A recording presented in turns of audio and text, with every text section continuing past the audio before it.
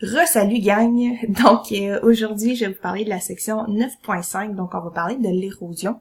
Donc je commence en te montrant une photo du rocher percé, donc le rocher percé qu'on trouve en Gaspésie. Sûrement que plusieurs d'entre vous, là, vous l'avez déjà vu de façon réelle. Donc voici à quoi il ressemble aujourd'hui, hein, donc rocher percé parce qu'il est percé, il est troué. Voici à quoi qu'il ressemblait en 1758. Donc aujourd'hui, 1758. Donc, première chose qu'on peut voir, avant, il y avait 2 trous. Maintenant, on en a seulement un. Et si je te le mets comme ça à la moitié, vois-tu ici qu'il était plus haut? Maintenant, il est plus bas. Donc, ça, c'est ce qu'on appelle le phénomène de l'érosion. Donc, tu peux prendre la page 316 de ton cahier origine avec tous tes crayons. Donc, l'érosion. Je vais prendre mon crayon avec toi. Donc, on te dit que l'eau, la glace, le vent et même les êtres vivants, on vient façonner, on vient changer, on vient modifier les paysages de la surface de la Terre. Comment est-ce qu'on fait ça? Donc, ça peut se produire de 2 façons. Soit que ça se produit de façon naturelle. Donc, de façon naturelle, ben, c'est l'eau, la glace, le vent qui viennent changer ça. Ou c'est fait de façon artificielle. De façon artificielle, ça veut dire que, ben, évidemment, nous, les êtres humains, ben, on va venir changer, on va venir façonner le paysage. Je te reparle du rocher percé, donc du rocher percé plus en détail. Donc, tu as les 2 photos dans ton cahier. Donc là, les différences que je t'ai montrées, donc on avait 2 trous avant 1758, maintenant on en a seulement un. Donc, qu'est-ce qui est arrivé pour cette arche-là? Comment ça que toute cette épaisseur-là de roche, on l'a perdue, elle n'existe plus? Donc, c'est vraiment à cause de l'érosion. Donc, on voit que le rocher, il est dans l'eau, il est aussi au grand vent. Il fait froid, donc gèle, dégèle. Donc, tous ces facteurs-là sont venus façonner, sont venus briser, sont venus frotter sur le surplus de roche ici. Et au fil du temps, ben malheureusement, on a perdu cette arche-là. Donc, le tout s'est effrité, a tombé dans l'eau. Donc, c'est pour ça que maintenant, on est rendu avec seulement un trou. Voilà, donc je vais t'expliquer ça plus en détail. Voici la définition. Donc, on va venir la ressurligner pour être sûr que le tout soit bien compris. Donc, usure de la surface terrestre causée soit par des agents naturels, donc l'eau, la glace, le vent, comme que je viens de te présenter, ou par des agents artificiels, donc tout ce qui est les activités humaines. Évidemment, tout ce qu'on fait sur la Terre a un impact. Donc, on commence avec le premier qui est l'agent d'érosion, l'eau. C'est ce qu'on appelle le ruissellement. Donc, le ruissellement. Je vais te présenter... Je vais commencer avec l'image, tiens. Donc ici, on a des petites rivières qui viennent passer à travers le sol de la Terre. Puis, on voit que si je saute directement à la 3e image, mon Dieu, la rivière, elle est venue creuser le sol. Donc ça, c'est l'érosion causée par l'eau. Donc, je vais te montrer une image. Donc, ce sont les chutes Niagara. Donc, les chutes Niagara qu'on voit en plus petit ici. Donc, les chutes, il y a l'eau, mais ces chutes-là proviennent aussi, donc elles passent par-dessus le sol, donc les roches. Et là, j'aimerais que tu t'imagines, c'est comme si tu étais en avion ici et que tu regardais vers le bas. Et c'est ce que je te présente ici. Donc, t'es en l'air, tu es dans un avion et tu regardes les chutes par-dessus. Donc, aujourd'hui, les chutes commencent ici. Donc, à partir d'ici, elles commencent à tomber, l'eau tombe ici. Mais si on se reporte en 1678, ici, l'eau continuait à être en ligne droite et elle tombait à partir d'ici. Donc, c'est quoi la différence qui s'est passée entre 1678 et jusqu'à aujourd'hui? Donc, on a perdu tout ça en roche. Donc, cette roche-là, cette épaisseur de roche-là s'est faite éroder par l'eau. Donc, la roche s'est faite briser, elle s'est faite effriter. Donc, avec l'usure, avec le temps, on a perdu toute cette roche-là. Donc, c'est quand même assez fort. Il faut pas sous-estimer la puissance de l'eau. Donc, je reviens à ton origine. Donc, c'est de cette façon-là qu'on dit, ici, on va mettre la couleur, là. Donc, les eaux de surface s'écoulent dans les cours d'eau et viennent briser. Ils viennent aussi transporter des roches. Et ce transport de roches-là, ça vient, là, creuser sur la terre. Donc, c'est pour ça que de plus en plus, c'est de plus en plus creux. Et au fil du temps, au fil des années, bien évidemment, ça va venir creuser. Donc, c'est ce qu'on dit, que ça vient creuser leur lit. Donc, pour que tu comprennes le mot lit, là. Donc, ça vient vraiment creuser un creux à cause de l'érosion. Et on change de page tout de suite. Donc, on arrive avec le deuxième agent que je veux te parler, ce qu'on appelle le gel et le dégel de l'eau. Donc, je commence avec l'image, puis après ça, on va venir surligner.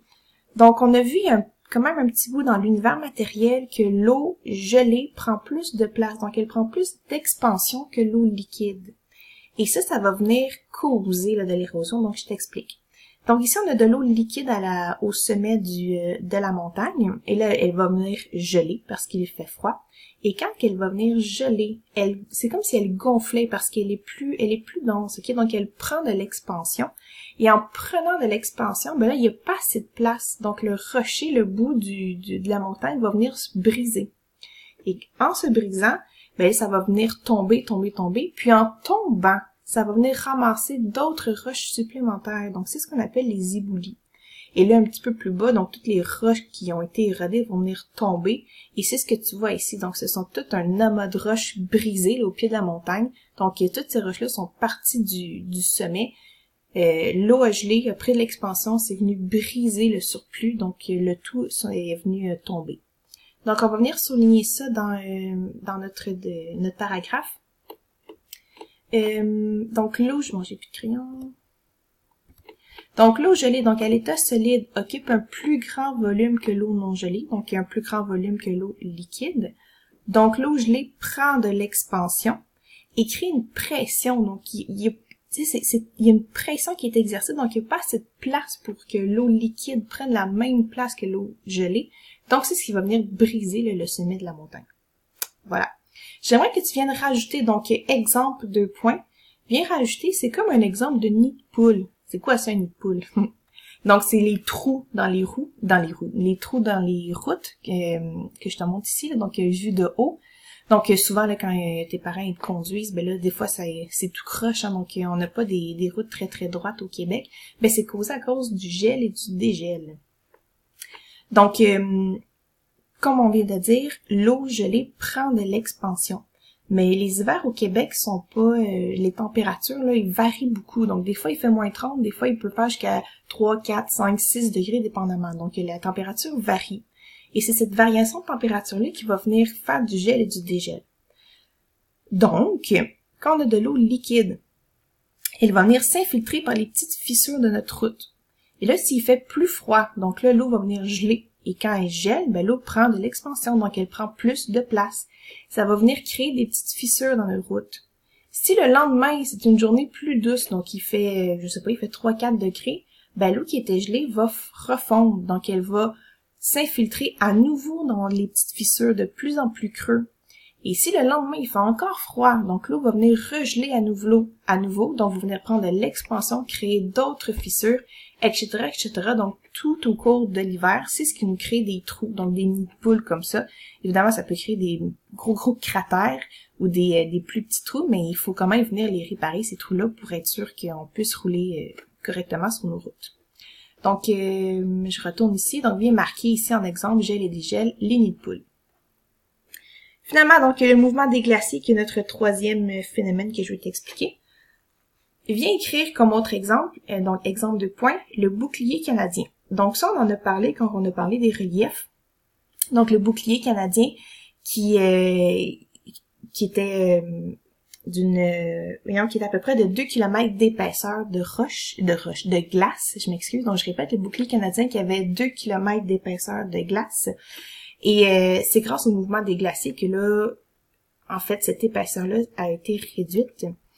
Donc, en fait, les glaciers avancent, les glaciers vont arrêter d'avancer et ils vont, à un moment donné, se retirer puis nous laisser un amas de roches. Donc, je t'explique rapidement.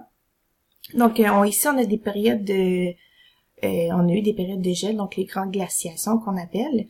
Puis, les glaciers ont bougé. Donc, en bougeant, viennent éroder,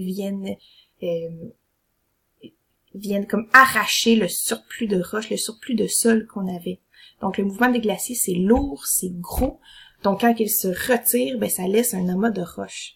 Donc, les glaciers sont lourds, ils se déplacent lentement à la surface de la Terre et donc viennent éroder, donc viennent changer le relief de la surface de la Terre. Et viens marquer, s'il te plaît, en exemple, c'est comme le bouclier canadien qu'on a déjà parlé en classe. Je change de page. Et je termine donc avec le vent. Donc, il va m'en rester un. Donc, c'est l'avant-dernier. Tenez bon, on est bientôt fini. Donc, le vent, je vais venir mettre de la couleur. J'ai plus de couleur. À chaque fois que je change de page, j'ai plus de couleur. Le vent.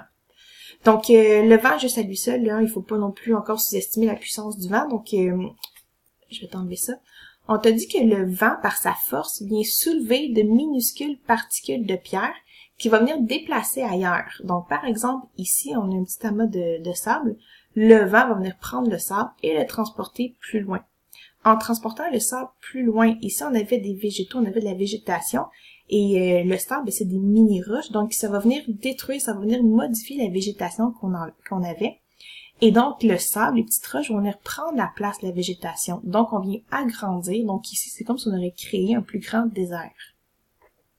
On te dit aussi que les petites roches peuvent venir polir les rochers et donc entrer en collision avec eux. Donc, le vent peut être à l'origine des créations de déserts, comme je viens de t'expliquer, ou former des arches naturelles. Je te montre un exemple, juste en bas ici. Donc, cette arche-là a été créée naturellement par le vent. Donc, en soulevant les petites roches, le sable, c'est venu polir, c'est venu éroder le plus gros rocher. Donc, c'est ce qui nous a fait un trou dans ce rocher-là. Finalement, donc, les êtres vivants, c'est bel et bien nous, ça ici. Donc, en pratiquant de la déforestation et aussi de l'agriculture, donc à très, très grande surface, là, donc, par exemple, ça ici. Donc, on vient contribuer, on vient accélérer l'érosion du sol. Je t'explique comment.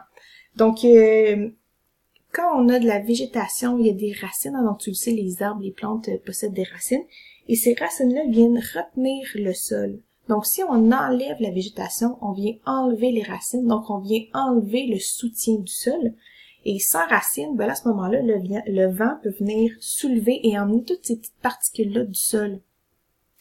Et ce faisant, mais ça vient éroder plus vite nos sols.